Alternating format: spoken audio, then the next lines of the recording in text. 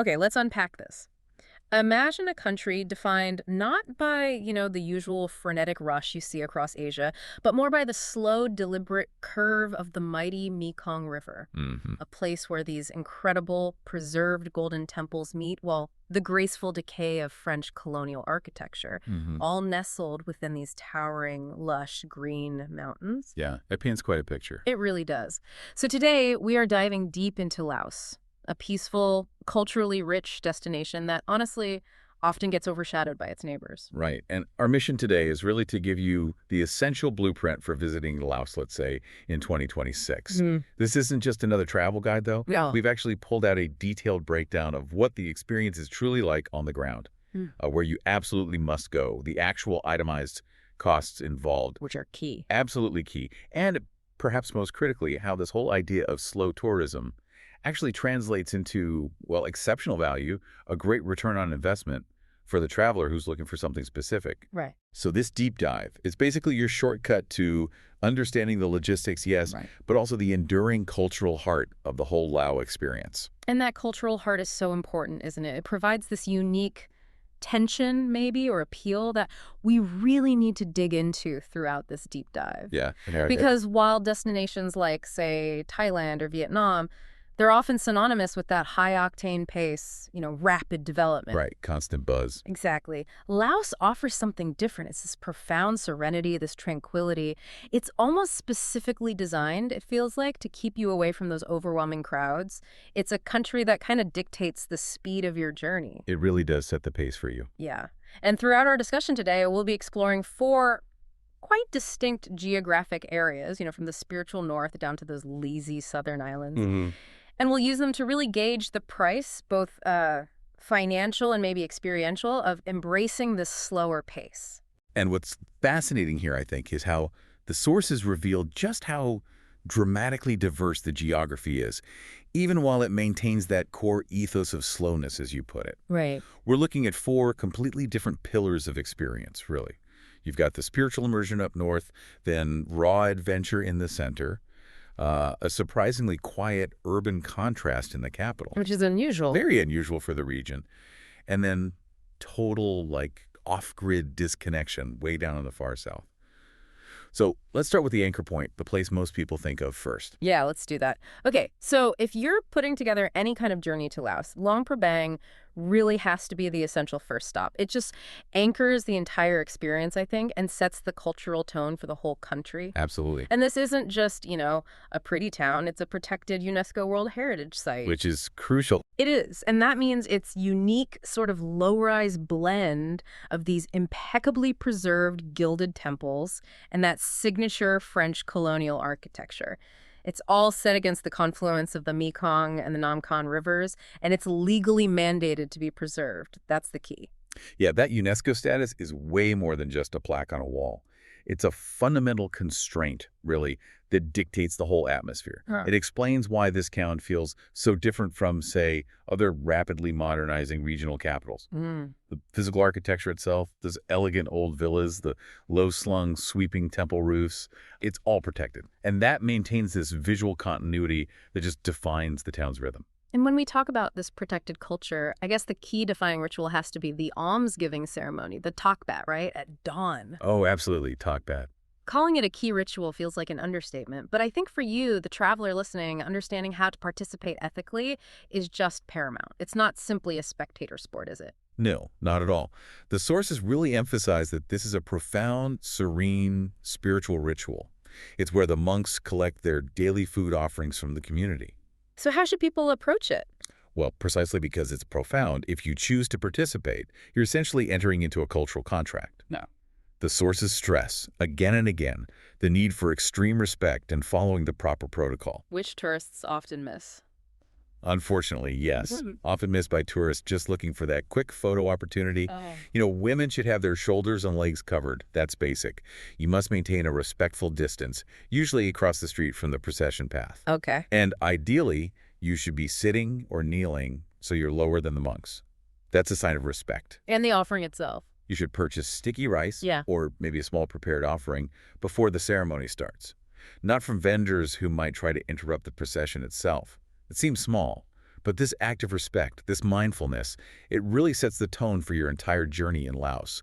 It demands patience and reverence right from the start.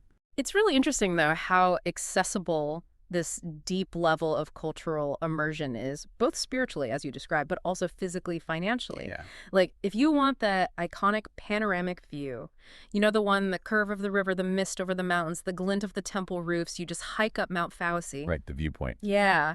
And what's the cost for this defining, pretty breathtaking experience? It's minuscule, like $2 USD. It's incredible, isn't it? And this extreme affordability, coupled with that UNESCO protection, it tells you a lot about the country's priorities, I think. How so? Well, the core cultural and spiritual wealth, it seems, is meant to be shared. It's not gate-kept by the economics of high-end tourism. Yeah. Just look at the entry fees for the major temples there, like Wat Thong. Okay. They only run about, what, $1 to $3 USD per entry? Compare that to major historical sites in Europe or even somewhere like Japan, and the difference is just stark. It's incredibly accessible. And the practical cost, just the cost of living, really, or existing as a traveler in Luang Prabang, reinforce this accessibility too.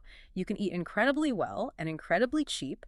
You're sustaining yourself on high-quality food for very little. Absolutely. Like if you dive into the famous night food markets, the one near the main street. Yeah, I know the one. You can find these delicious local snacks, fresh fruit shakes, amazing spring rolls, all for under $2. Easy. Oh. And then even a full, generous, traditional Lao meal, like larb or sticky rice, at a casual, well-regarded cafe, that'll only set you back maybe between $3 and $7. That's amazing value. It really is. Now let's drill down into the accommodation spectrum, because this is often where the bulk of the budget goes, Oh, right, this is the big one. The sources highlight that Luang Prabang really does cater to pretty much every comfort level. For the, let's say, most curious budget traveler, the guest houses are fantastic. Yeah. Often simple, but usually spotless, and run by local families. They run about $10 to $20 per night. That's an exceptional starting price for clean, comfortable lodging in a place like this. $10? Yeah. However, if you are drawn to that distinct French colonial charm, and maybe you're seeking a more boutique stay. Yeah, something a bit nicer. Exactly. You're probably looking at around $60 to $100 per night.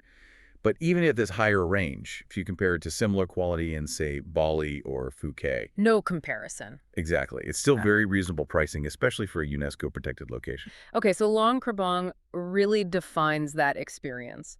High culture, high spiritual value, but remarkably low entry costs. It sets a kind of budget anchor for the rest of the journey we're mapping out. Precisely. It establishes the baseline value proposition.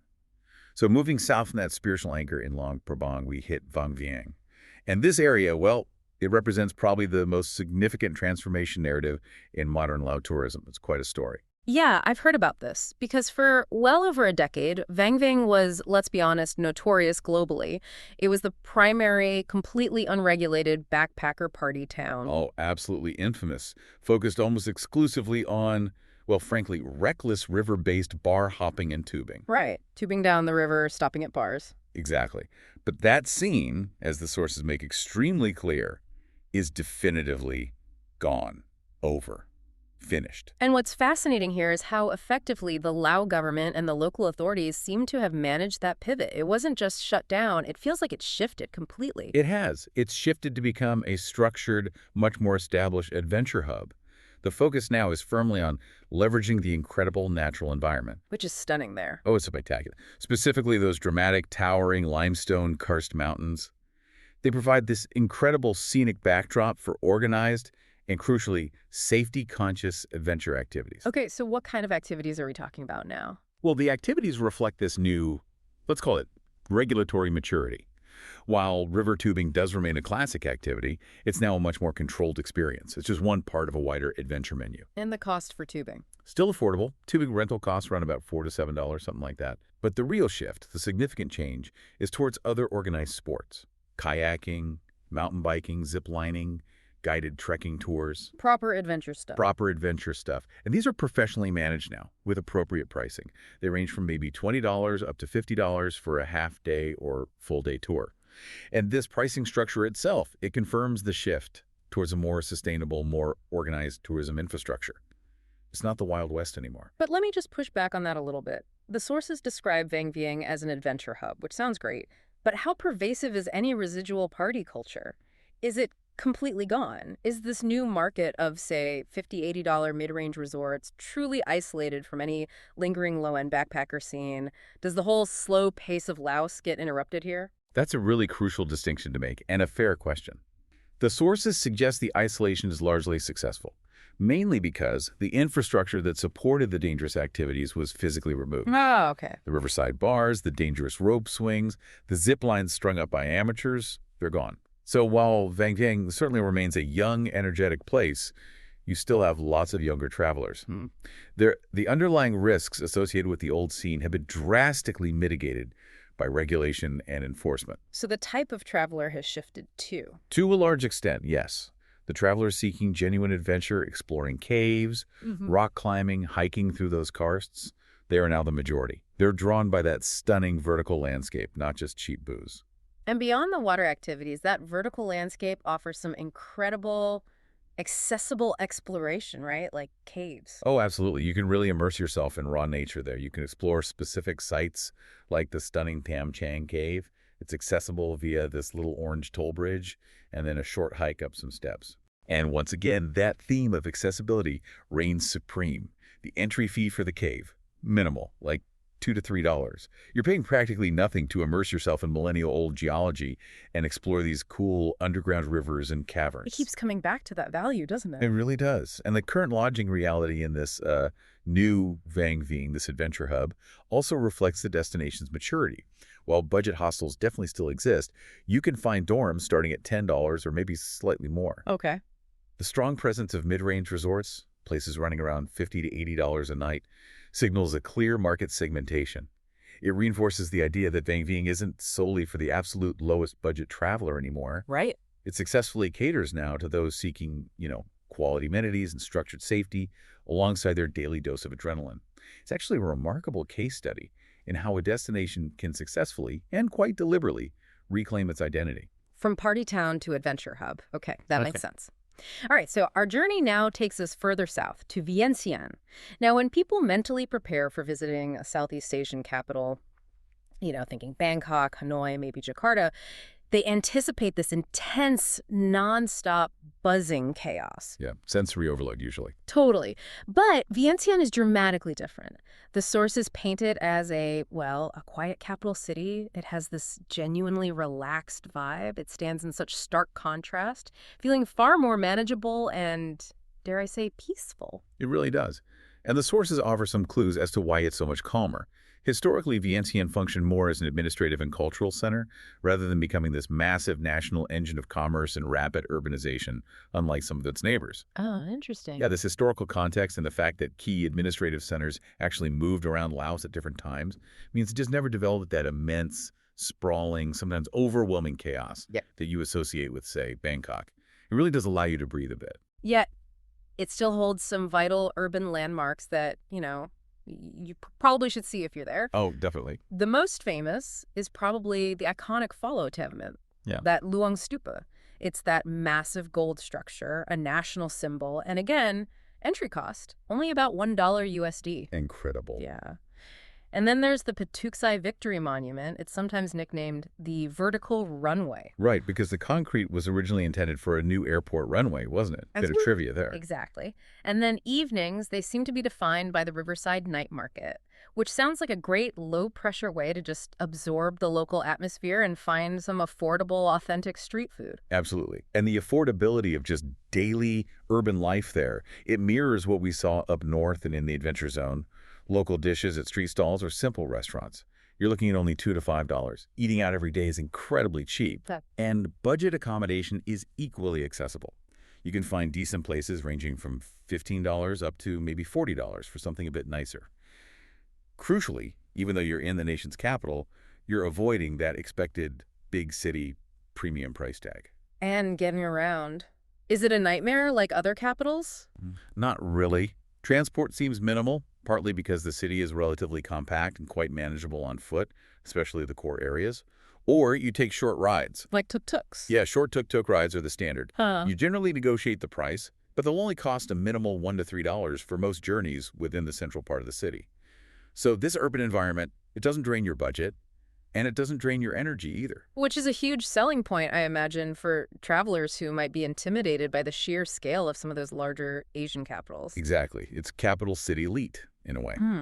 So if Vientiane represents the relaxed urban experience, we then need to shift our geographical focus entirely way down to the extreme south for total disconnection. And that's Si Phan Don, or the 4,000 Islands. Mm. This is where that concept of slow tourism that we keep talking about really reaches its absolute zenith. 4,000 islands. It sounds amazing. So this is the destination for people seeking genuine, off-the-grid, really laid-back river life. That's exactly it. You are literally immersed in the vast Mekong River, surrounded by these tiny, tranquil river islands. There are stunning waterfalls nearby, like Phang Vieng, they sometimes call it the Niagara of Asia. Wow. And incredibly, you also have the presence of the rare freshwater Irrawaddy dolphins in that area. So the whole experience there is really focused on quiet observation, on tuning into the natural rhythm of the river rather than, structured activities or sightseeing checklists. And the lodging reflects that, I assume. Rustic. Very much so. The lodging here reflects that rustic, unplugged charm. This is where you find those truly budget, really immersive options, like simple bamboo hammock bungalows. Hammock bungalows. Yeah, literally bungalows with hammocks on the porch overlooking the river, starting as low as $8 to $15 per night. $8. Yeah. Now, we're talking basic amenities, obviously, but often with just unparalleled riverside views. You can, of course, upgrade to a cleaner, maybe slightly more solid riverside guest house for up to $40. But the core appeal down there is the simplicity. It's the lack of necessity for constant modern comfort. And how do you get around these islands? There aren't roads, right? Pretty much no major roads, no cars on the main tourist islands like Don Det or Don Con. Getting around maintains that slow pace. Bike rentals are the dominant mode of transport. They're the most efficient and honestly the most enjoyable way to explore locally. And costs. Only about $5 per day for a basic bicycle. If you want to explore the river itself, maybe go looking for those dolphins, boat tours are available for a manageable $10 to $15 per person, usually. Okay. So it really reinforces Si Phan Don's role as the ideal spot for just disconnecting entirely from the fast-paced, high-density tourism you might find elsewhere. It's truly about letting the river dictate your schedule. Slow living defined. Sounds idyllic, actually. Okay, so we've sort of established the geography, the feel of these different places, and touched on the specific, often very low costs across the country. Everything from $2 temples to $15 hammock bungalows. Yeah, the numbers are pretty striking. They really are. So now let's try to synthesize that budget for you, the listener, the learner, but with some essential nuance. Because we stated a mid-range traveler budget earlier, but let's define the extremes a bit more. Okay, right. We established that overall daily budget for the mid-range traveler is remarkably affordable. We said generally falling between $30 and $60 USD per person per day. That includes accommodation, food, local transport, basic activities. Exactly. But let's break down what separates the low end of that range, the $30 mark, from the higher end, the $60 mark. Yeah, what choices make that difference? Well, hitting that $30 a day target requires some pretty strategic choices. It means sleeping exclusively in those budget guest houses we mentioned, the $10, $15 range. It means eating predominantly at night markets and small local stalls, which is delicious, by the way, but keeping your food costs down to maybe $5, $10 for 3 meals a day. Totally doable. Absolutely. And relying heavily on the cheaper, albeit slower, public buses for longer distances or rented bicycles for local transport, this $30 level is definitely achievable without sacrificing the quality of the core experience or the food. You just have to be mindful.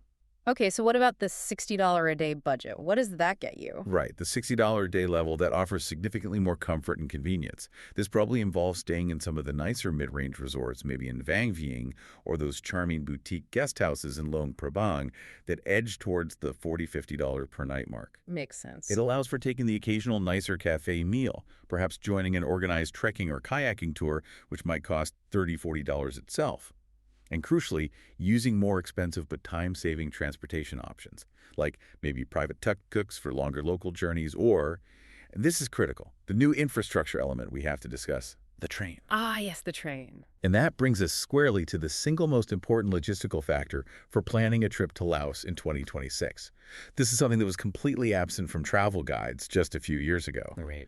And that is the Laos-China Railway, usually just called the LCR. Okay, explain the LCR. How has it changed things? It has completely revolutionized north-south travel logistics within Laos.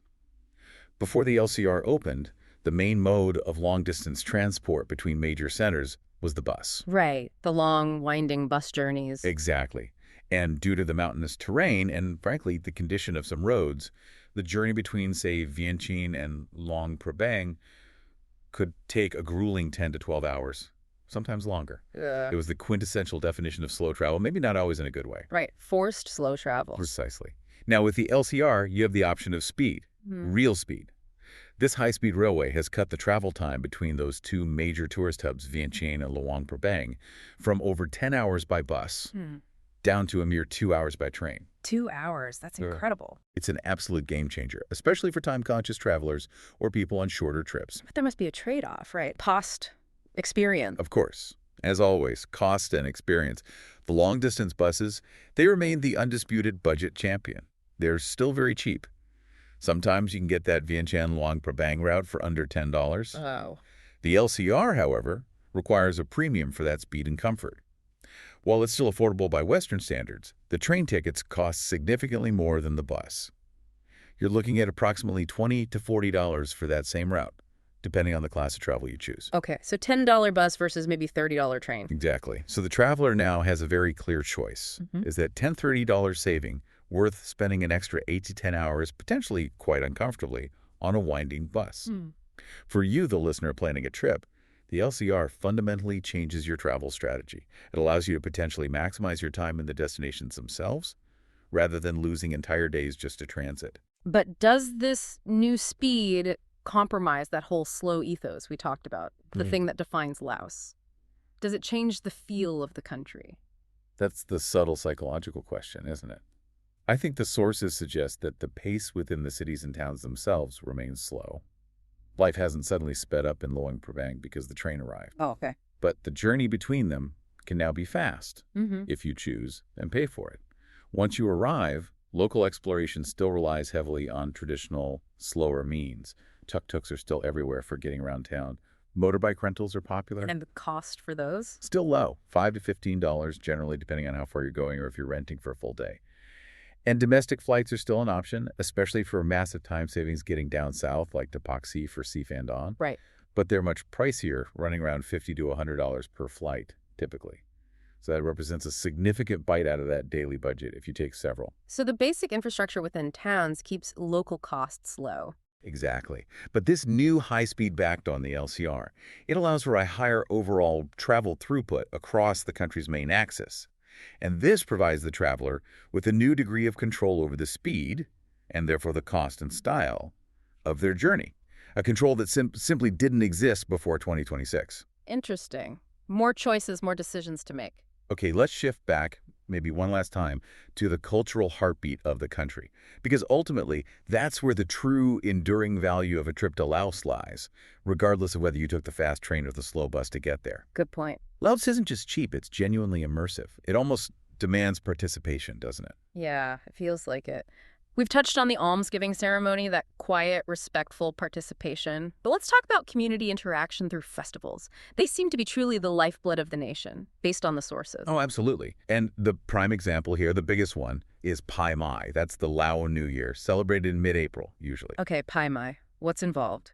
Well, Pai Mai is so much more than just a public holiday. It's a massive multi-day national celebration. It involves huge water fights, think Songkran in Thailand, but perhaps a bit more local flavor. Right, water fights. Yeah. Plus, dancing in the streets, formal processions, and also really important spiritual cleansing rituals, like washing Buddha images. And what truly defines the value here for the traveler? The key thing is that these activities are absolutely free to join. You are not just an observer watching from the sidelines. You are actively encouraged, even expected, to step in and partake in this genuine community interaction. So people will just throw water on you. Oh, yeah. You will get wet. You're expected to get wet, dance along, share in the general goodwill and celebration. This level of authentic, unscripted engagement, it's extremely rare to find in high-volume tourist destinations these days. It's real. That sounds amazing. And when you want to maybe take a piece of that culture home, not just memories, souvenirs. Right, the craft markets. They offer excellent sourcing for genuine handmade textiles. The weaving in Laos is incredible, plus wood carvings, silverwork, things like that. And prices. Still reasonable. Generally, yes. Because of the local economy and the focus on traditional crafts over mass production, these items are usually reasonably priced. You can find beautiful things sitting comfortably between, say, $5 and $20 for smaller items or scarves. Okay. You aren't just buying generic tourist trinkets here. The courses confirm you are often directly supporting local artisans and helping to preserve these intricate textile traditions that go back centuries. It feels more meaningful. Yeah, definitely. So, okay, we've accounted for, well, pretty much every dollar, it feels like, from the spiritual north to the lazy south, factoring in these revolutionary new transportation options. Now we need to bring it all together. The final nuanced verdict. Is Laos worth it in 2026? It's the big question, and I think the answer hinges entirely on your expectations as a traveler. The sources are very clear on this. For travelers who are craving tranquility, who want rich, accessible culture, stunning natural beauty, and a high degree of authenticity, and crucially, who are perfectly willing to embrace the occasional infrastructure challenge and that overall deliberate, slower pace, Yeah, for those people, Laos is unequivocally worth it. absolutely. It rewards patience and curiosity with some really profound experiences. Okay, so who is it not for? Who might be disappointed? Conversely, if you are expecting, say, fast-paced, highly polished tourism like you might find in Singapore or maybe even parts of Thailand now, Mm-hmm. if you expect globalized infrastructure everywhere or high-end luxury at every single turn, then Laos might feel understated, maybe even a bit rustic in places based on our source material. You have to consciously adjust your expectations away from that highly developed, seamless, maybe predictable experience you get elsewhere. It's just different. So the value proposition ultimately is immense, but conditional. It's exactly. Yeah. Laos offers meaningful structured adventure like we saw in Vang Vieng, and this unique spiritual warmth, especially in Luang Prabang. Its overall affordability, that ability to exist comfortably on $30 to $60 a day, combined with this widespread cheap access to truly breathtaking landscapes, makes its value incredibly high if you're seeking that authentic cultural connection. Yeah. It's a place that kind of asks you to disconnect from speed, doesn't it? To really connect with the environment and the people around you. #tag outro. Wow, okay. That was quite a deep dive. I feel like we've really mapped out the essential knowledge now, from the mandated cultural preservation of Luang Prabang and the adventurous evolution of Vang Vieng to the surprisingly laid-back capital of Vientiane and that pure disconnection you can find way down in the 4,000 islands. Laos remains, I think, without question, a really unique gem in Southeast Asia. Agreed. Offering staggering natural beauty and immense cultural depth, all at a really unmatched value point still. And that value, as we've discussed, it seems intrinsically tied to that slower pace. A pace that's now, interestingly, being challenged by modernity, by things like the new train. Yeah, the tension is there now. It is. We've seen that the mid-range traveler can comfortably get by on $30 to $60 a day. Yet new infrastructure like the LCR can cut travel time by, 80%? Right. But it demands a higher expenditure. Right. So given the availability now of both the extreme affordability of slow transport, that $10 bus, and the convenience of rapid, modern train travel, the $30 train, maybe here's something for you, the listener, to consider as you plan your own journey. Okay. How might that choice, the choice between the $10 bus and the $30 train, fundamentally change your personal approach? Not just to travel budgeting, but to the quality and type of experience you have in Laos. That's a great final thought. It's the ultimate trade-off, isn't it? Time saved versus budget preserved, and maybe even a different kind of travel experience embraced. Fascinating. Well, thank you for joining us on this deep dive into the blueprint for Laos in 2026. Yeah, we hope you feel thoroughly prepared or at least inspired for your journey.